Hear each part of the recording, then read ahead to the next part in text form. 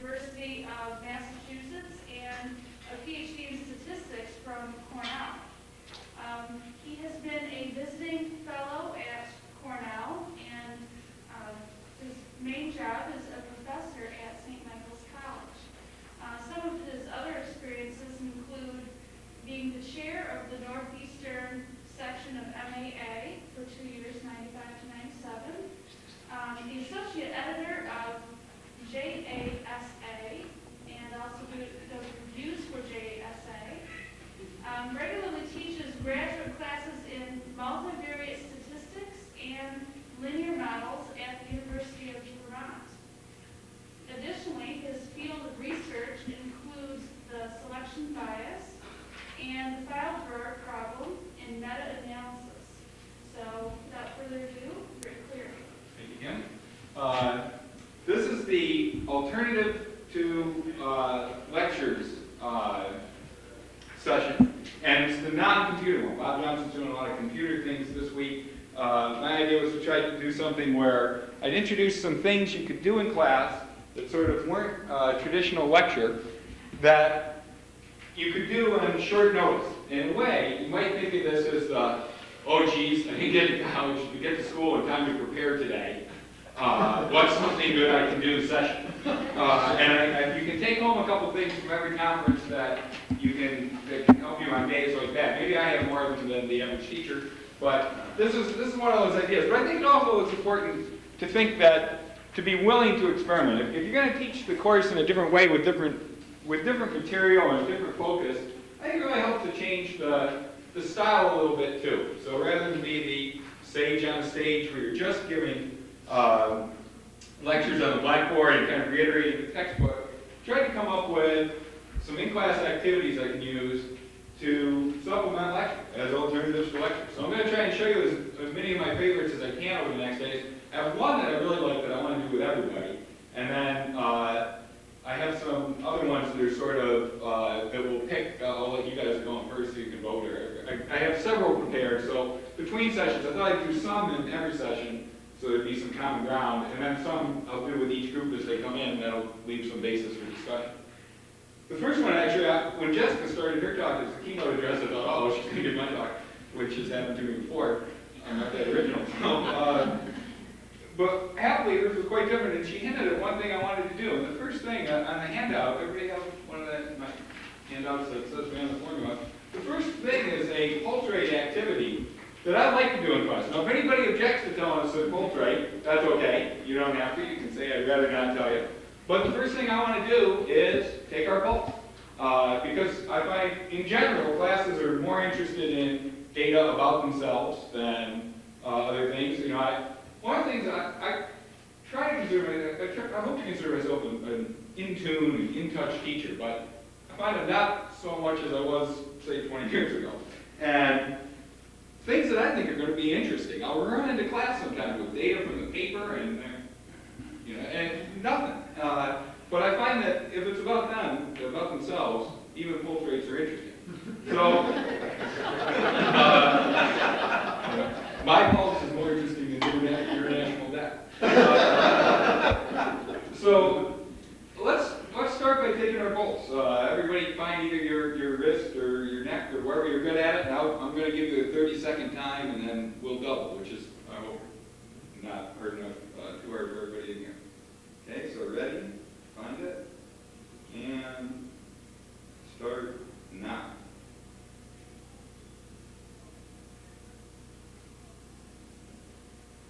The good thing about doing this is you get paid for this.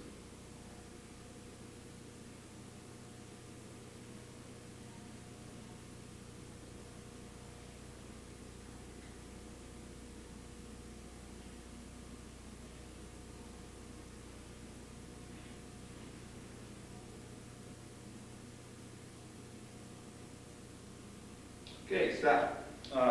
So what you got, that was 30 seconds. So whatever you got, double it, and why don't you write down your pulse someplace. And we'll take a few, and just to show,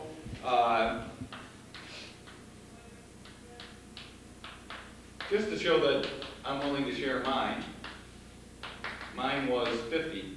I do a lot of running, and my pulse is always low. That's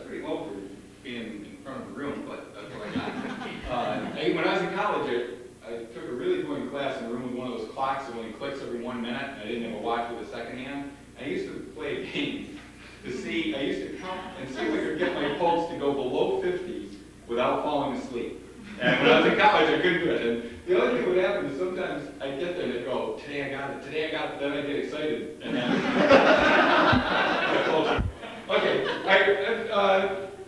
we could randomize, we've already had some lessons in that. In class, I always randomize for this. I gave you a random number table today. But let's just have some volunteer. Can I have some volunteer pulses? Yeah, Nancy? 64.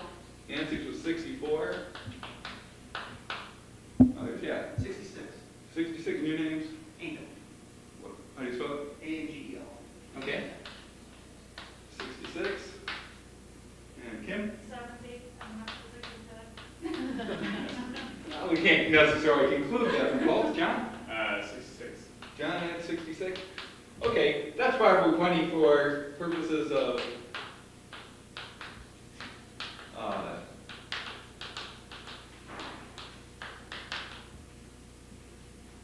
this class. And we want to ask in statistics, we want to ask this question, why are they different?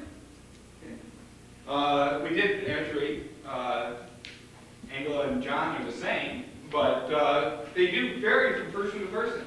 So let's think of some causes for varying pulse. If you were going to suggest we have pulse rates for different people, why might they be different? People were volunteering reasons as we put them in. So let's get as many reasons as we can. You're up front speaking. Okay, so activity is speaker versus non-speaker. Okay, that's certainly a good one.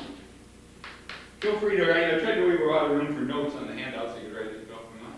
Yeah. Medication? Medication, yeah, we could find out if people are on. Physical activity. Okay, so you're, how much physical activity you do? Age. Age? Weight. Weight? Good.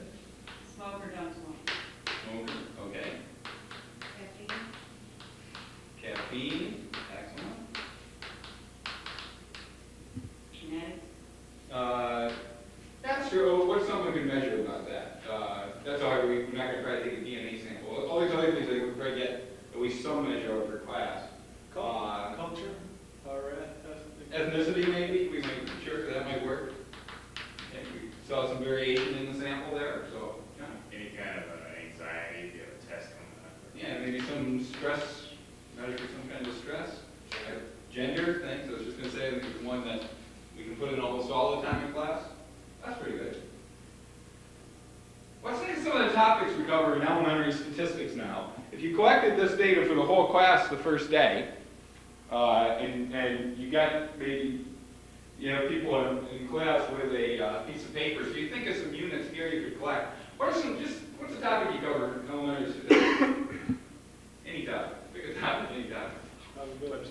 Pardon? Probability? Probability. Okay, suppose we want to use this data to illustrate some ideas from probability. It's not a sort of a classic example because it's not a random sample, but we could certainly talk if one of the things we use probability for usually fairly early is to estimate proportions. So one of the things we'd probably be interested in is measuring proportion of smokers versus non-smokers. That would certainly be easy enough in this class. Or even within a class, can you use one class to, I noticed the handout on MCC said 53% female students, 47% male. We could see if our class was close to that. We could certainly illustrate testing, thinking about proportions in probability with this data. How about some other topics? Types of data. Types of data, that's one I really like. So in fact, let me put the topics over here. Is probability was one. Types of data, categorical, continuous, discrete. Do we have all those? Certainly have categorical, here. Capping is actually kind of an interesting one because I think you could probably think about it almost every, a lot of these variables you can measure almost every way. What would be a way of thinking of caffeine? We wrote down the word caffeine. What would be a way of thinking of that as a categorical? Coffee. Have you had any coffee or tea today or not? You could make that a yes, no, a binary, simple categorical variable. Could you make it discrete? A discrete numerical variable? Number of cups of coffee or tea you've had today. Could you make it continuous? Probably close. I mean, right now without a blood test you couldn't make it perfect, but if you knew for instance, if you wanted to get finer than coffee or tea, you might, it's not hard to come up with a chart with how much caffeine there is relatively in tea, coffee, espresso, Mountain Dew, all the popular sources. So you could probably come close to making it discrete. So I really like that types of data, and we've got them, you can look through here and get almost all of those. What else? Almost any other topic. What I like is, the idea is that you get a little data set at the start of the course and you can use it for almost everything. And come back to that data often and get students to have that data on their mini-tab disk or on your central network wherever you have it. Dot plot? Sure, plots of a lot of these variables. Simple plots would certainly work. How about some other ingredients? Binomial distribution. Sure, binomial distribution. I might almost put that in. I might almost put that in with the probability here, because you could look at I think of estimating proportion you could do with a lot of these. How about some others? Descriptive statistics, your mean, your standard. Certainly your descriptive statistics, if you collected all this,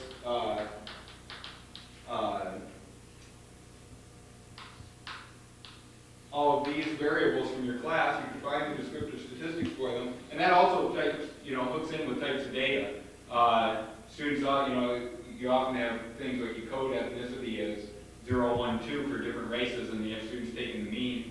And then you try to think about which variables make sense for which types of data. And I think that's a help, because again, it's data about themselves. They sort of understand that there's probably not an average ethnicity in their class.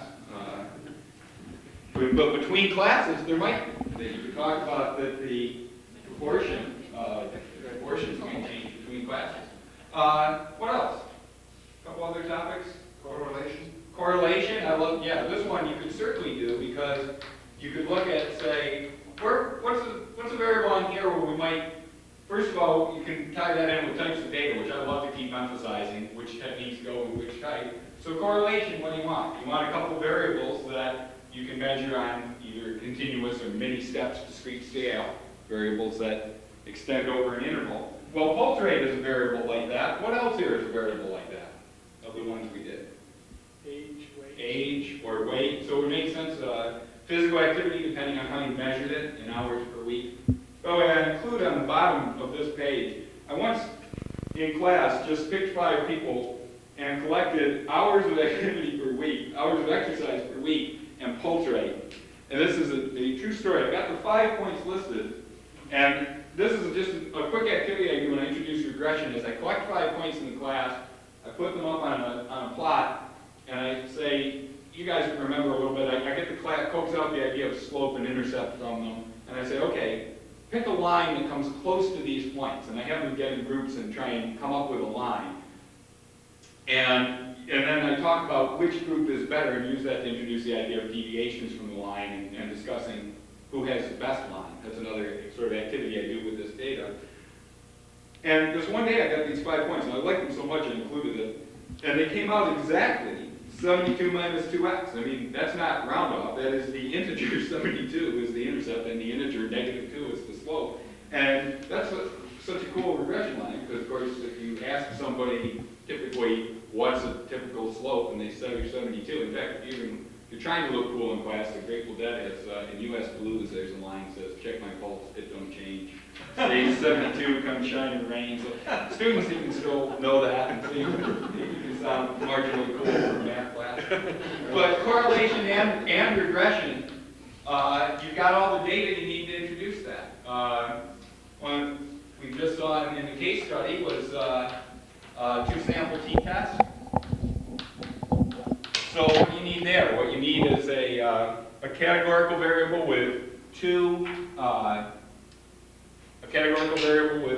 categories, and you need a continuous variable, or a discrete variable with lots of values to compare means on. Well, could we do that here? Sure, because we've got a continuous response, and we've got certainly by gender. We could compare pulses by gender. So you get this data for the class, and basically you have data to cover almost every topic. So I wanted to start with that one, and you could pick many other things besides pulse rate. I think it is good to try and pick something that almost everybody can get, that has a fair amount of variability, but is still something that people aren't embarrassed to report. And also one that I've never had an outlier as bad as Jessica's 120. I've had people I think didn't quite know how to take the pulse or had trouble finding it.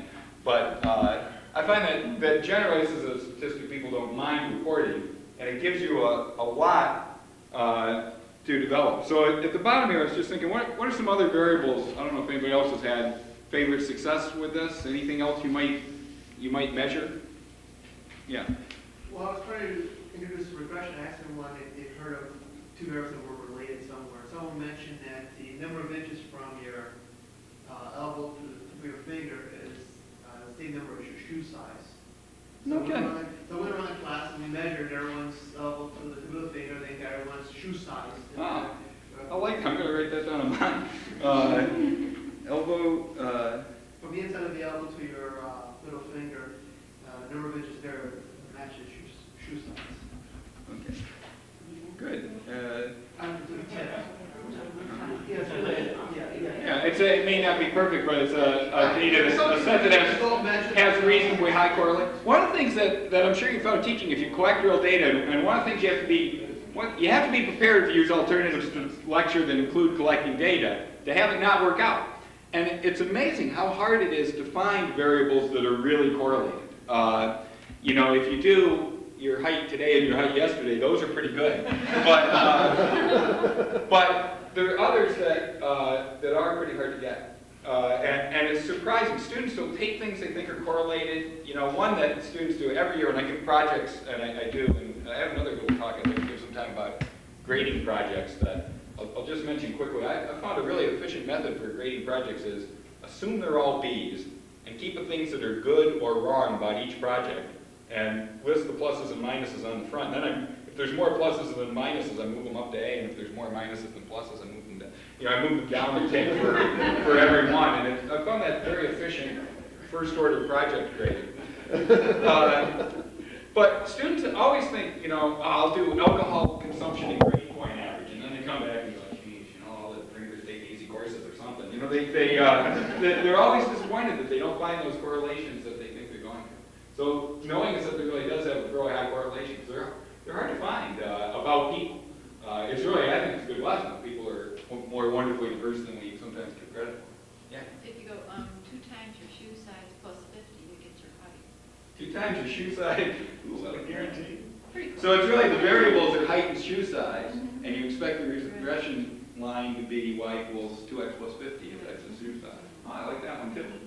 And that's when you could have them test. Here's somebody has told me, I was at a conference and Pat told me, and we could test that theory. But that's what we do, we test it. One other thing before I get away from this example and go on to some other class activities, because this is really, this one's a supplemental lecture, I thought we'd warm up with that. But it does get people involved a little more than the standard formula go over. There's something that nobody ever puts on this list unless you're lying. And you're talking about correlation and regression here. What's the model for regression? If somebody said, what's the model for regression? What's the regression equation? Y equals A plus BX. That's what we make for the regression equation. But what's the underlying model? It's really like, if you go back to your theory, which we don't, I wouldn't always bring this up in an elementary class, but we can do this with teachers. It's Y equals really like alpha plus beta x plus randomness, right? One of the reasons those are different is that they're random. Okay? And one of the things I think we don't emphasize enough in statistics, even though it's the heart of why our subject is different than most other math courses we take, is that there's randomness. I can never get away from the example. A couple years ago, I was playing golf with 2 friends of mine. One's a computer science professor, one's the trainer at St. Michael's. The trainer hit a good shot, and the computer science professor said, who's a good golfer, said, you hit that one well, because that time you kept your hip in there until he had a program. And I looked at him and I said, John, it's random, you know. Bill hits 100 shots, 30 of them stink, 40 of them are so-so, 30 are good. That was one of the good ones. It's random, you know. Statisticians see randomness in the world. And if we retook our pulses now and take the time to do it, they'd be different than they were a few minutes ago.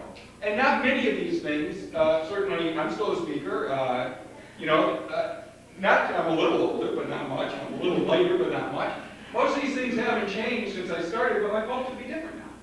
Right. And there's randomness in all these models, and we have to accommodate that. So one of the things I like to tell the students that we're measuring things that are variable, so don't leave that out of the model. So and on your causes for why they might be different, consider the factors. I think it's nice, even in elementary class, to introduce the idea that some of it's unexplainable. Okay? We make these lists, we can make a big complicated model that I think I can predict your pulse if you tell me your gender, your age, your ethnicity, your physical activity level, how much caffeine you've had. But the fact is you still can't. There's still randomness in there. And maybe it's just imperfect knowledge, and maybe it's something deeper, but there's randomness in there. So that's my first activity, is to encourage you to do real data and say, it's not that hard. A lot of people I know collect big questionnaires the first day in class. I like to kind of just collect a little bit and then build it up as the semester goes on and add them in as we go. But I think using data from your class is really a #1 way to keep the class interested and involved. And also, I think it encourages attendance, because once they're in that data set, they hate to see missing values for themselves. All right, on the next page, I have a list of 4 other activities that I like. Group activities that are alternative to lecture, things we can do. The random rectangles activity, some of you may have seen these other places. I have some acknowledgments on the front that I picked these up at other conferences and from other teachers. So I have 4 there: the random rectangle activity, the unusual episode activity, the spin flip tip activity, and the capture recapture activity. All these illustrate sort of different ideas in statistics. We could do any of them you want. I'm willing to play requests, or we could randomize. What do you think? Anybody have one that sounds like a favorite? I can tell you what parts they're about. The random rectangles is a way I like to teach about sampling and bias in sampling. The unusual episode is a basic data analysis, looking at a data set and seeing what you can figure out about it. Spin flip tip is something to do with proportions and hypothesis testing. And capture recapture is exactly that, a biological capture recapture experiment. Anybody have a favorite, or should we randomize? Pardon? First one? Random rectangles? Okay, let's do that. As long as I've passed out your numbers. Go ahead and turn 2 pages past that. I don't want you to look at the activity. It's interesting, Jessica talked this morning about how much you should tell people about activities. And I found you need to say enough so that it's not just chaos. And it's a very fine line between providing enough direction so that people get the point, but not giving them too much so that it becomes thoughtless. This random rectangles, in general, I tend to go more toward the chaos because that takes less preparation. And that seems like a good idea to me. So if you like a lot of preparation, that's on the next page. But I want to skip that for now and just go to the page that has lots of different rectangles on it. So open up to that page. And here's what I'd like you to do. I want you to just pick 5 rectangles on that page and tell me what you think their average size is. Pick 5 rectangles on that page at random. Not at random, judgmental. Pick 5 you like. Okay? And write down the size of those rectangles in number of little bricks that are in them. So you can see the rectangles range in size from 1 up to about 20. Okay? So it's a number of little squares in the rectangle. So I want you to pick 5, just sort of using your judgment. Pick 5 that seem typical. And write down their sizes. Okay? You could do that at the bottom. Just write down their sizes. And then, computing the average of 5 numbers isn't that hard. You can use your favorite way with the formula. Just add them up. Video or things we saw at the meeting. So as a first step, pick 5 in what we'll call a judgment sample.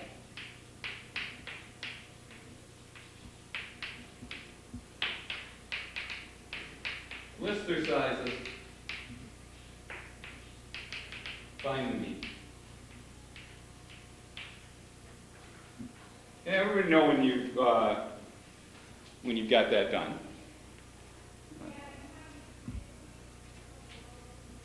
Okay, if we could get 3 or 4 volunteers who give me their mean rectangle size, that would be great. Yeah. 8.8. 0.8. These are 8.2. 8.2. 9.2. 12.6.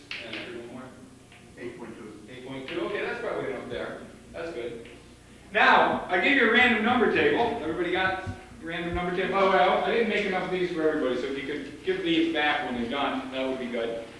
What I'd like to do now is pick any place on the random number table where you can get 2 digits, and take another sample where you pick your 5 rectangles really at random by using the random number table. For instance, if I worked up from the bottom of the 4th column of 5-digit numbers using the first 2 digits, I'd check rectangle number 16 and rectangle number 68 and rectangle number 65.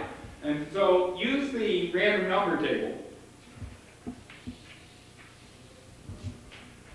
So pick 5 truly random sample by using the random number table to generate which 5 rectangles you take. List the sizes. Find me.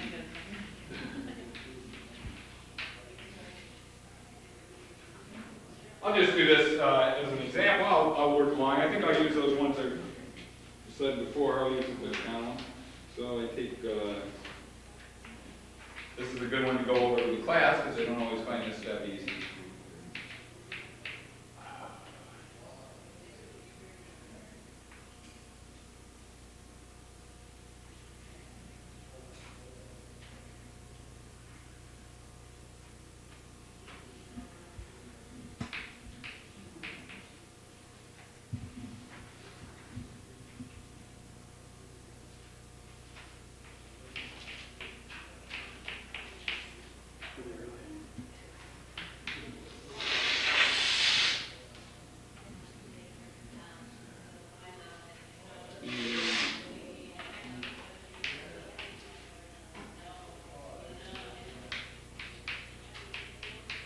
So I got a mean of 6 this time. Any other? What do we get this time?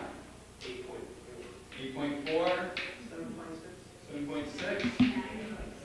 9.6. 5.8. I heard one big one. 11.6. 11. 11. Well, I ask this question. How many people got one smaller than they got by doing this? Yeah. How many people got a bigger mean doing this? That's interesting. Try this with students. You'll find almost everybody gets a smaller mean here. A third way to make sure they get a smaller mean is to ask them to pick random. If you ask in class, what's a good way to pick these rectangles at random? What are some ways people might pick? Just skip around and point to them. What happens if you just point to them? You hit the big ones. That's right. There's a lot of real-world sampling cases where you over-represent the big things in the population because they're easy to find and easy to see. Almost any reach into a hat type sampling over-represents things that are big, right? If you're trying to get somebody, if you're at a raffle someplace that uses scraps of paper, I advocate using the biggest scrap you can get and not crunching it up, crunch it up just a little. Use up a lot of that space. Generally, size bias in sampling is a really important idea. So it's interesting that in this case you came pretty close. But I really like to teach this as an estimate of, first of all, the fact that sample means vary. My favorite part of this activity is that, gee, everybody's trying to measure the average size of these rectangles. And yet everybody got different answers. So it's a nice introduction to central limit theorem type ideas about sampling and use the fact that the sample mean is a variable. Okay? So the number 1 lesson, I'll use Jessica's ideas here. Number 1 lesson of this activity is that sample mean is a variable. And the second lesson is that, I think I'll stick to 2. The type of sampling matters. If you have a big class, you can split it up and have them do it, and you're pressed for time, you can split the class up and have some of them do it each way. If you have time, you can have all of them do it 3 different ways. And again, the page in front of that provides quite a bit of background to that activity. This one, by the way, this came from Tom Moore at Grinnell College. As you can see, that there's reference to Grinnell on the random rectangle corrections page. But I find this to be a really useful activity, teaching statistics all the way from elementary up to the first graduate course, if you have graduate students who haven't had much statistics, to think about judgment of samples. It's also a good idea to talk to students about what real-world sampling questions might cause this kind of size bias sampling. Anybody think of some other cases where, in real-world cases, where you might overrepresent? You tend to especially if you're trying to use judgment, if you want to overrepresent a mean or population bias towards a large size. Yeah. If you were asking students what their class sizes were, the classes they were in. Mm-hmm.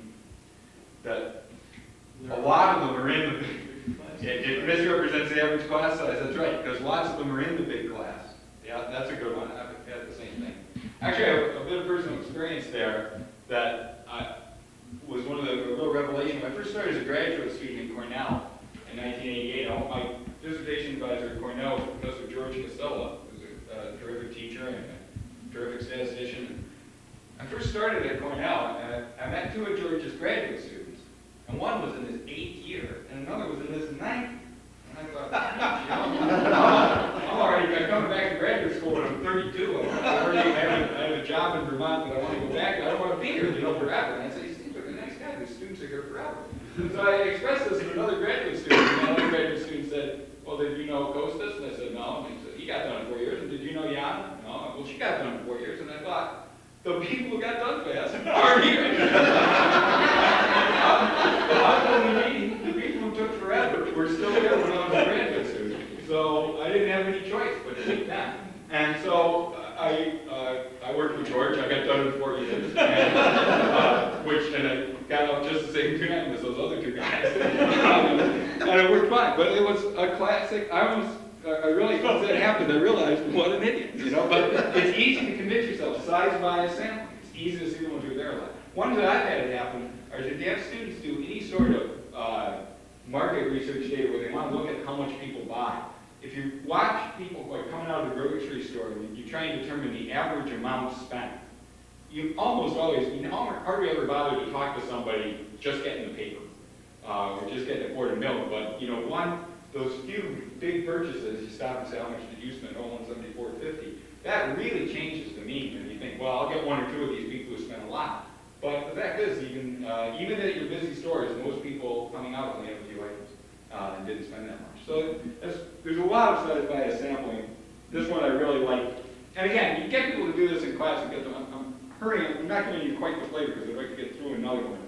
But it really is fun to get people to think about what's going on with these. And what Jessica said today about finding that fine line between giving them enough direction that they get the point and yet making it so they still have to think about it. It's fairly hard. Okay, let's pick one more. I think we'll have time to do one more and still be first group to lunch. We're running on line. Anybody else? We have 3 activities left there. Can you do the capture, recapture one? Yeah, I'd like to do that one. It's just before lunch is probably not the best time. This is a good one, especially if you have students interested in biology or science. One of the things statisticians try to do in the biological sciences a lot is estimate populations. And in fact, when you walk around the Cornell campus currently, you see almost all the crows on campus have white bands on their wings. So how do biologists do that?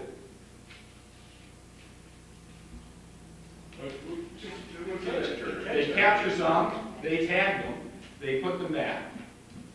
Then they try and recapture some and say, how many are in there? So let's make this really specific. Let's suppose that our goal was to estimate the population size of fish in a lake. Well, I'm sure that's a pretty common example. So I brought along a Lake Tupperware, and I brought along fish. And so we'll go ahead capture some and then recapture. And again, if you bring enough fish, you can have this go on several times in class and see how these go. And if you ask your class, how many goldfish are there in the bag, and you say you could count them, well, you could, but there's a lot. And this is a small bag. Sometimes I'll bring in, depending if there's a good sale, I'll go to the bulk section. And you can get a bigger lake than this. But let's figure out how many are in here. Anybody want, by the way, anybody, just for fun, anybody want to estimate how many fish are in the lake without getting any data? You have a little bit. In the real world, you can't even look into the lake like this. It's pretty hard, isn't it? And even the order of magnitude. 250. Okay, we got to guess at 250. But we don't have any idea on that. So what we do in the real world is we take a sample. So we need a volunteer to take a sample. That's my idea. Okay. Okay. Count how many are in your sample, and then to tag them. That's all right. He was hanging on to you. Okay.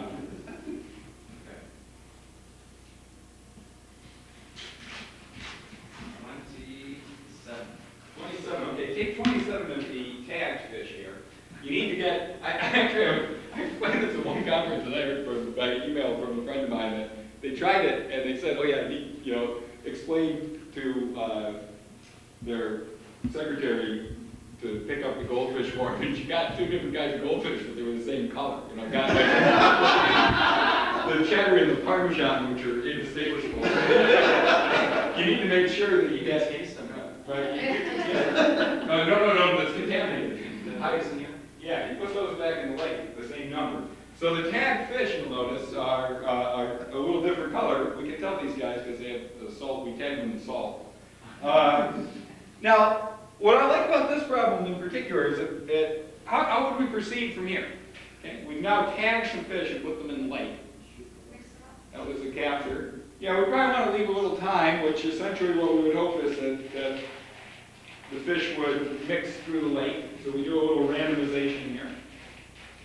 But it brings up an important question that we also probably don't pay as much attention to as we should, which is we're going to make an estimate of this population size, but it relies on a lot of assumptions. And in most statistics classes, I think we sort of undervalue the importance of assumptions that we make and how they can change the results we live with. So let's think for a minute, before we actually do our estimation, what are some of the assumptions that we're making in this problem? If we're going to now recapture and try to estimate from the number of tagged fish in the recapture how many fish are in the lake. Maybe the fish that we buy were more likely to be caught for some reason. I mean, after all, Right. The biologists have a neat name for that. Anybody know it? Biologists have a neat name for that. We're making an assumption that the fish are not trap happy. That what's the statistical term about how likely we are to catch every fish that would go with that? Well, yeah, actually, this would be, if they are trap happy, it would be biased. If they're not trap happy, we'd have independence, that we're equally likely to catch any one fish as another. So that's kind of an assumption of the chance of winning one fish is independent of some trait of that fish. If fish are trap happy, then, for instance, if you use bait to capture them, they might say, oh, there's one of those nice traps. You get pulled, fish at some instinctual level, or depending on your feelings, some intellectual level, may be willing to say, I'm willing to trade bait for a minute in a boat. If you take kids fishing at local ponds, there seem to be sort of sunfish and so on in the area who seem to get the idea of worm, kid, back to the water, it's real. They may be trap happy. And also that they're not trap shy. If you catch them and that teaches them not to get caught, then you could vastly underestimate the population because they might be hard to catch a second time. So you're assuming that the process of catching them doesn't make them equally likely. What else did we just do physically that would be a big assumption in a real lake? Right, that we assume that there's mixing In fact, complete mixing of the population. And that's probably a difficult assumption in anything bigger than than a farm pond. And even in a farm pond, fish probably tend to stay in quadrants. So that's a big assumption. What else? We sort of like trap happy. We're assuming that the process of tagging doesn't injure the fish. Okay, so that the tagged fish equally likely to survive. Okay. You might like pretzel goldfish better than whatever else I got, cheddar goldfish, so that may not be true. So a lot of assumptions, and it's something that we don't bring up a lot in statistics. We know that we practice it, that we have to be careful that the problems make sense, that we met the assumptions for a particular problem. But this is a nice one. It's also a nice one because this, by the way, I think is a terrific activity where if your college meets the Wednesday before Thanksgiving when nobody's there. It's something that usually isn't in most beginning curricula, but is an interesting problem. And I always feel like I hate to just waste a class doing something I have to redo when everybody's there again. On the other hand, I want to do something interesting with the people who were kind enough to stay around before vacation, or had the good fortune to live really close to school, or couldn't get around or whatever. And so I think this is a really good activity for that kind of day. So let's do our recapture. Volunteer to recapture. Kim, take a good big handful there and see what you got. See how many fish you got in the recapture, and how many of them were tagged, how many of them were goldfish. So what we did was we captured 27. Now we've recaptured 23, and how many of them were tagged? 2.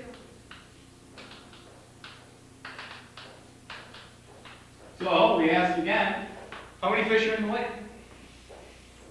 How do we decide that? Based on the data that we have here.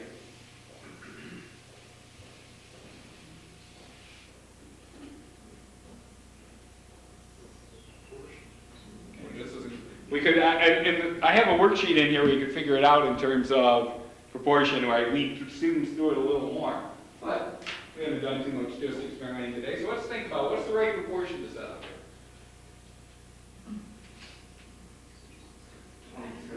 Yeah, it should be, what's the right proportional setup? Wait, 22 is to 20, I've heard this expressed both ways. 2 is to 23 is, 27 is to, I'll use capital N, since it's a population I'm trying to estimate. It would seem that the first time we captured 27 out of a whole population, now it seems we think 2/23 of the fish are in there.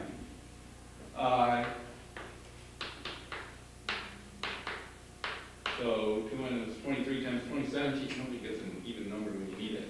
So N is 11 and a half 27s. Well, let's see, 10 27 would be 270, 297 and a half of 27, 310 and a half. So approximately 311. So she sounds a good estimate, if you can believe this, but we estimate 311 fish are in there. You might count them later. Do you eat any days? 243, or there's 250 according to the sign on the outside. Oh yeah? Oh, that's right, because it has the servings. Oh, about 6 servings per container, about 6. Gee, actually for this one. 5 and 43 at the budget. No kidding, this one says serving size 55 pieces. Usually the serving size is like 2 fish. So and servings per container about 6. So they estimate 330. That's great. Jeez, God, I have never noticed that before. Very good. We learn something every day. So instead, the other good reason, that's what a nice finish. Because that's the other good thing you learn about doing these things in class. Is you do tend to learn more than if you come in thinking you know it. So we estimate 311. That's pretty good. You can be, of course, wildly inaccurate on these. And one thing that happens a lot is that you won't get any. If whoever takes your first capture doesn't take many, or in fact your recapture doesn't take many, you get 0 on the second one. So you say, well, what do you think? And so we Big Lake.